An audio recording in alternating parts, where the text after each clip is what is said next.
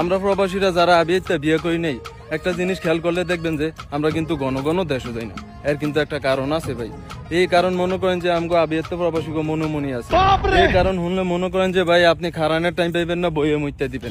আমরা কি জানি না ভাই, একটা বার খালি বিয়াটা করি আর মায়ের বাপ বছরে 2 বার 3 বার দেশে যাবো, খালি বিয়াটা করাইবো এই চিন্তা করে মনে করেন যে ভাই জান জীবন দিয়া বিদেশ কিটটা রয়েছি।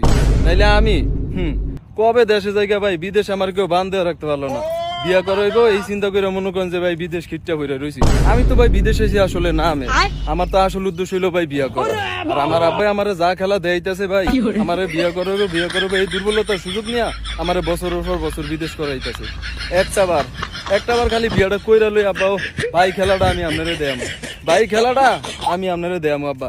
খালি একটা বার বিয়াটা করি, তারপরে দেখবো যে আপনি কেমনে আমারে বছরের পর বছর বিদেশ করেন। বিয়াটা খালি কইরাই লই আমি একটা বার।